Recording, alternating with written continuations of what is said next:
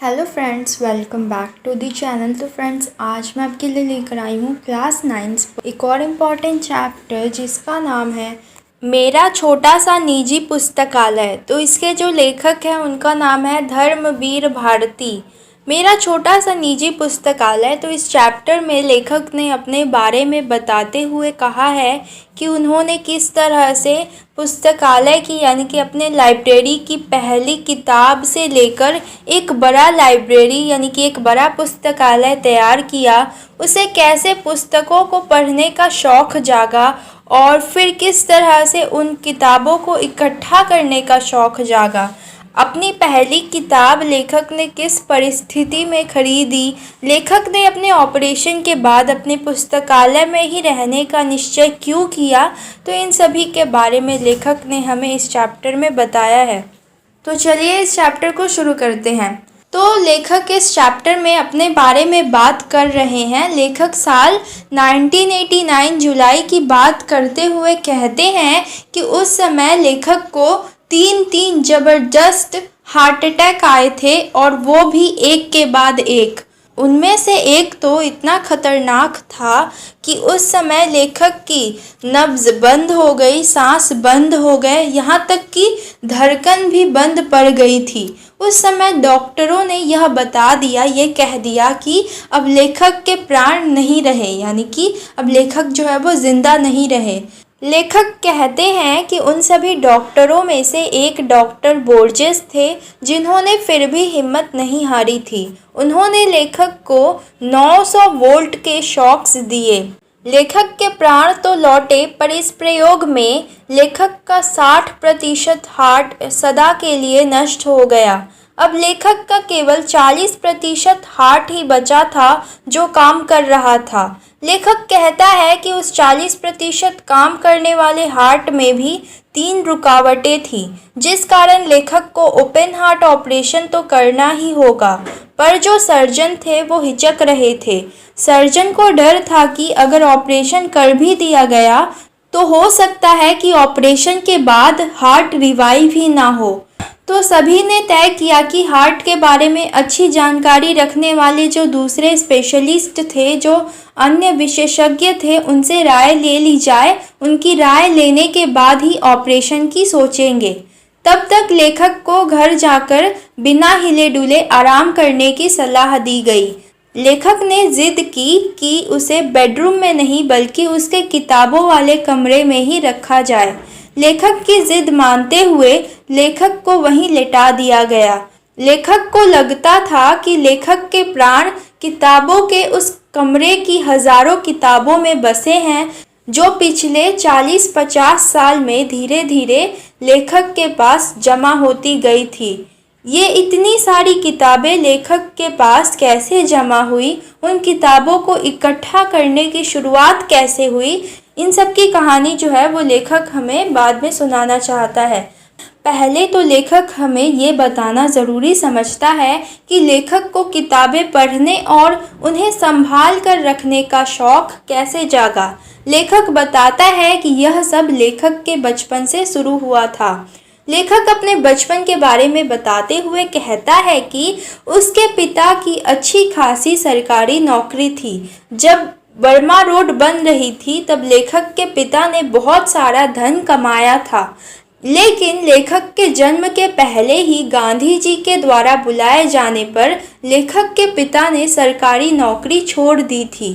सरकारी नौकरी छोड़ देने के कारण वे लोग रुपए पैसे की तंगी से गुजर रहे थे। इसके बावजूद भी लेखक के घर में पहले की तरह ही हर रोज़ पत्र पत्रिकाएं आती रहती थीं। तो यहाँ पर पत्र पत्रिकाओं के नाम दिए हुए हैं जो लेखक के घर में आया करती थी।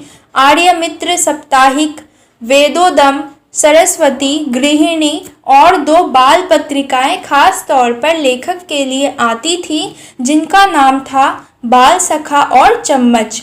लेखक के घर में बहुत सी पुस्तकें भी थी, बहुत सारी किताबें भी थी।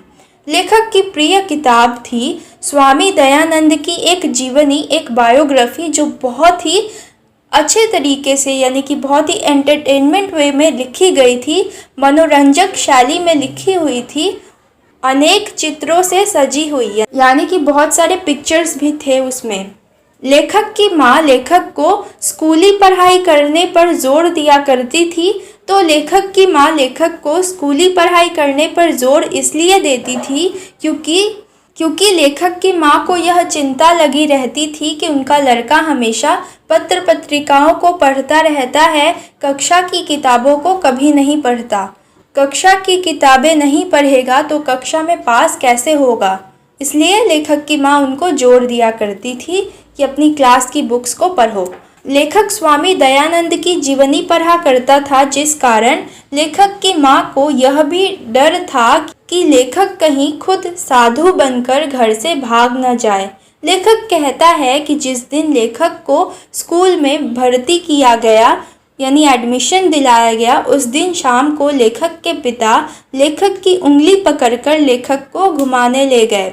लोकनाथ की एक दुकान पर लेखक को ताज़ा अनार की शरबत यानी कि जूस मिट्टी के बर्तन में पिलाया और लेखक के सिर पर हाथ रखकर बोले कि लेखक उनसे वादा करे कि लेखक अपने पाठ्यक्रम यानी कि क्लास वर्क की किताबें भी इतने ही ध्यान से पढ़ेगा जितने ध्यान से लेखक पत्र पत्रिकाओं को पढ़ता है, और लेखक अपनी माँ की चिंता को भी मिटाएगा। लेखक कहता है कि यह उसके पिता का आशीर्वाद था या लेखक की कठिन मेहनत की तीसरी और चौथी कक्षा में यानी कि 3rd और 4th क्लास में लेखक के अच्छे नंबर आए और 5वीं कक्षा में तो लेखक पहला आया यानी कि फर्स्ट आया। लेखक की मेहनत को देखकर लेखक की माँ ने आंसू भरकर लेखक को गले से लगा लिया था, परंतु लेखक के पिता केवल मुस्कुराते रहे, हंसते रहे, कुछ बोले नहीं।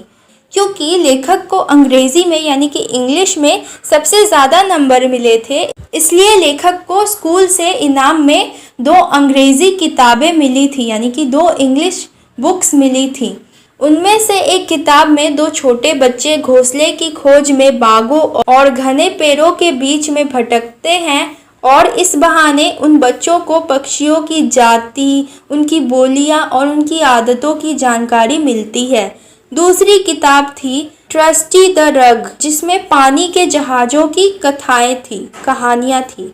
उसमें बताया गया था कि जहाज़ कितने प्रकार के होते हैं, कौन कौन सा माल लाद कर लाते हैं, कहाँ से लाते हैं, कहाँ ले जाते हैं, जहाज़ों पर रहने वाले नाविकों की ज़िंदगी कैसी होती है, उन्हें कैसे कैसे द्वीप मिलते हैं, समुद्र में कहाँ व्हेल मछली होती है और कहाँ शार्क होती है।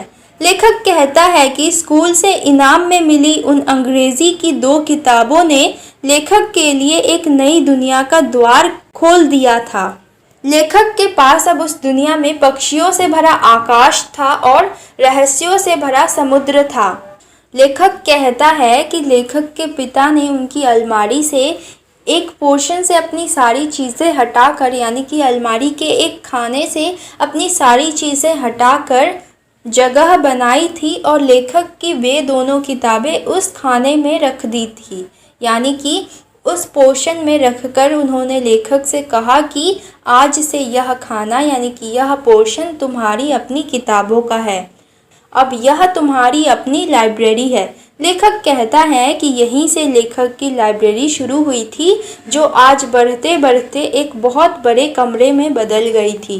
लेखक बच्चे से किशोर अवस्था में आया यानी कि बड़ा हुआ, स्कूल से कॉलेज, कॉलेज से यूनिवर्सिटी गया, डॉक्टरेट हासिल की, यूनिवर्सिटी में बच्चों को पढ़ाने का काम किया, पढ़ाना छोड़कर इलाहाबाद से बम्बई आया, लेखों को अच्छी तरह से पूरा करने का काम किया और उसी अनुपात में अर्थात 2-2 करके अपनी लाइब्रेरी का विस्तार करता गया, अपनी लाइब्रेरी को बढ़ाता चला गया।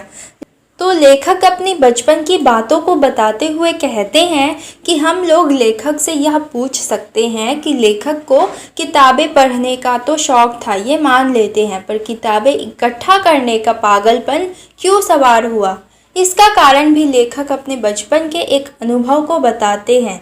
लेखक बताते हैं कि इलाहाबाद भारत के प्रसिद्ध शिक्षा केंद्रों में से एक रहा है। इलाहाबाद यानी कि अब जो प्रयागराज नाम से जाना जाता है। इलाहाबाद में ईस्ट इंडिया कंपनी द्वारा स्थापित की गई पब्लिक लाइब्रेरी से लेकर महामना मदन मोहन मालवीय द्वारा स्थापित भारती भवन तक है। इलाहाबाद में विश्वविद्यालय की लाइब्रेरी और बहुत सारे कॉलेज की लाइब्रेरी तो है ही, इसके साथ ही इलाहाबाद के लगभग हर एक मोहल्ले में एक अलग लाइब्रेरी है। इलाहाबाद में हाई कोर्ट है, इसलिए वकीलों की अपनी अलग से लाइब्रेरियां हैं, अध्यापकों की अपनी अलग से लाइब्रेरियां हैं। उन सभी लाइब्रेरियों को देखकर लेखक भी सोचा करता था कि क्या उसकी भी कभी वैसी लाइब्रेरी होगी। ये सब लेखक सपने में भी नहीं सोच सकता था, पर लेखक के मोहल्ले में एक लाइब्रेरी थी जिसका नाम हरि भवन था। लेखक की जैसे ही स्कूल से छुट्टी होती थी, लेखक लाइब्रेरी में चला जाता था। मोहल्ले के उस छोटे से हरि भवन में खूब सारे उपन्यास थे। जैसे ही लाइब्रेरी खुलती थी, लेखक लाइब्रेरी पहुंच जाता था और जब शुक्ल जी, जो कि उस लाइब्रेरी के लाइब्रेरियन थे, वे लेखक से कहते कि बच्चा अब उठो, पुस्तकालय बंद करना है, तब लेखक बिना इच्छा के ही वहां से उठता था। लेखक के पिता की मृत्यु के बाद तो लेखक के परिवार पर रुपए पैसे से संबंधित इतना अधिक संकट बढ़ गया था कि लेखक को फीस जुटाना तक मुश्किल हो गया था। अपने शौक की किताबें खरीदना तो लेखक के लिए उस समय संभव ही नहीं था। एक ट्रस्ट की ओर से बेसहारा छात्रों को, यानी कि बेसहारा स्टूडेंट्स को पाठ्य पुस्तकें खरीदने के लिए शुरुआत में कुछ रुपए मिलते थे। लेखक उन पैसों से केवल सेकेंड हैंड प्रमुख पाठ्य पुस्तकें खरीदता था, यानी कि जो मेन बुक्स थी क्लास के लिए जो ज़रूरी थी, उन्हीं बुक्स को खरीदा करता था, वो भी सेकेंड हैंड। और जो बाकी की किताबें थी वो अपने क्लासमेट से लेकर पढ़ता था और उनका नोट्स बना लेता था।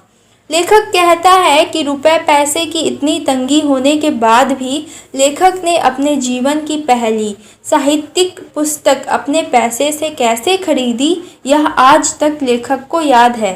लेखक अपनी याद को हमें बताते हुए कहते हैं कि उस साल लेखक ने अपनी माध्यमिक की परीक्षा को पास किया था, यानी कि हाई स्कूल की परीक्षा को पास किया था।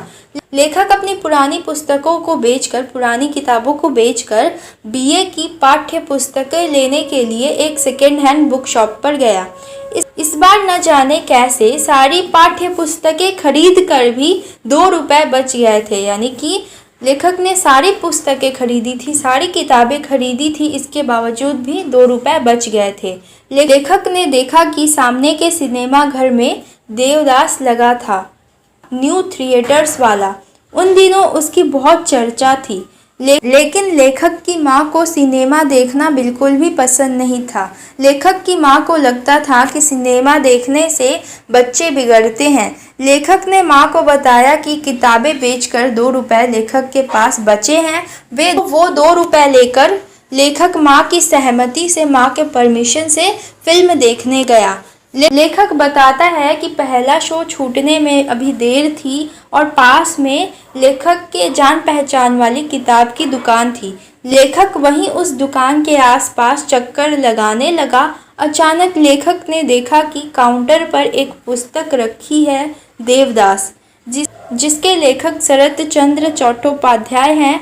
उस किताब का मूल्य केवल 1 रुपया था। उस किताब का दाम 1 रुपया था। लेखक ने पुस्तक उठाकर उल्टी पलटी तो जो किताब बेचने वाला था उसको पहचानते हुए बोला कि लेखक तो एक स्टूडेंट है। लेखक उसी दुकान पर अपनी पुरानी किताबें बेचता है। लेखक उसका पुराना ग्राहक है, कस्टमर है। वह दुकानदार लेखक से बोले कि वह लेखक से कोई कमीशन नहीं लेगा, वह केवल 10 आने में वह किताब लेखक को दे देगा। यह सुनकर लेखक का मन भी पलट गया। लेखक ने सोचा कि कौन 1.5 रुपए में पिक्चर देखकर 1.5 रुपए खराब करेगा। लेखक ने 10 आने में देवदास किताब खरीदी और जल्दी जल्दी घर लौट आया। और जब लेखक ने वह किताब अपनी माँ को दिखाई तो लेखक की माँ के आंखों में आंसू आ गए।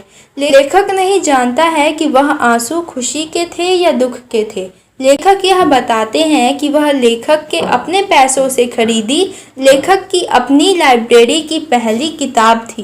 तो लेखक कहते हैं कि जब लेखक का ऑपरेशन सफल हो गया था तब मराठी के एक बड़े कवि विंदा करंदीकर लेखक से उस दिन मिलने आए थे।